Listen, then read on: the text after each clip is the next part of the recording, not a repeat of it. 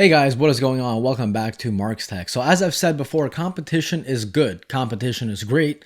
Competition is what moves us forward, and competition is what makes us users happy in the end. Without competition, there would simply be no progression. So these next-gen consoles have been out for quite a bit now, a couple weeks, about a month, almost a month, and we all know about the PlayStation 5's adaptive triggers that change the resistance based on what you're doing in the game. So if your gun locks and jams, you will not be able to push down the shoot button, right?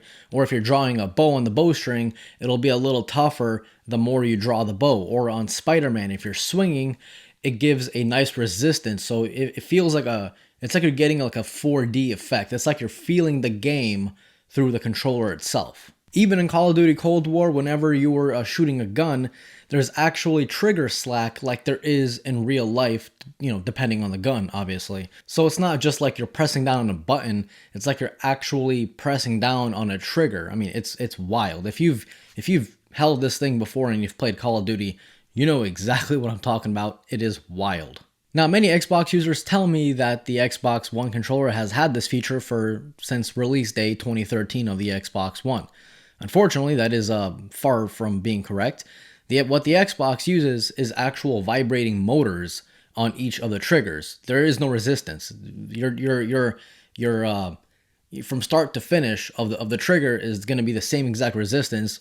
Anything that's going to be different is just how much it vibrates. So this is a quote from Tech Radar. Let's go ahead and have a look. The controller's haptic feedback and adaptive triggers are a joy to behold, and more importantly, they have a game-changing implication for many titles. I have been so impressed with the adaptive triggers in particular that they have made me consider purchasing games like FIFA 21 on the PS5 again, simply so I can feel the difference. However, it's the pleasing knock-on effect that the DualSense controller is having for the Xbox owners, which I'm really thankful for.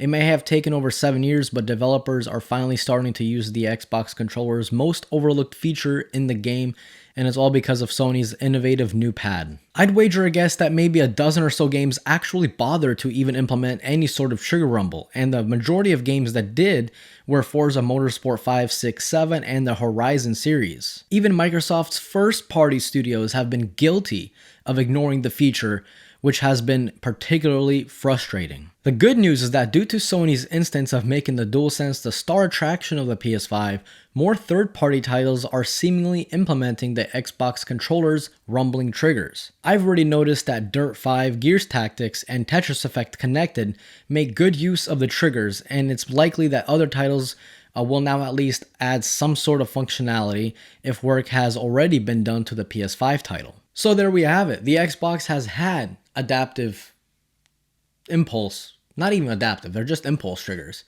for 7 years now, and developers just didn't really care for it. Vibrating triggers, who cares? Well, apparently a lot of people do care because now they're actually implementing that feature into third-party games 7 years later. I mean, as you guys saw, even Microsoft's first-party titles were like, nah. They just swiped that under the rug. So yeah, thanks to Sony, you Xbox guys will actually get to use the feature that came out 7 years ago. As I've said in the beginning of this video, this is why competition is important.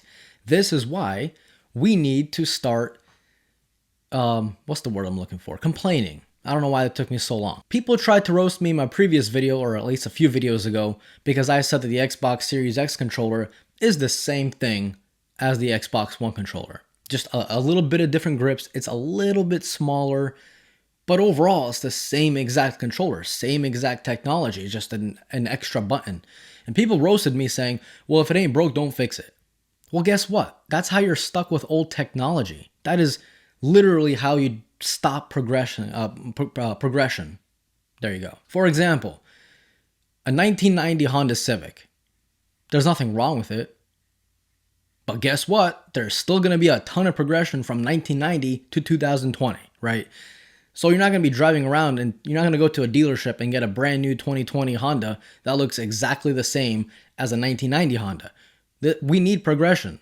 So if you're spending $500 of your hard-earned money and you're getting a controller that's exactly the same, yeah, complain.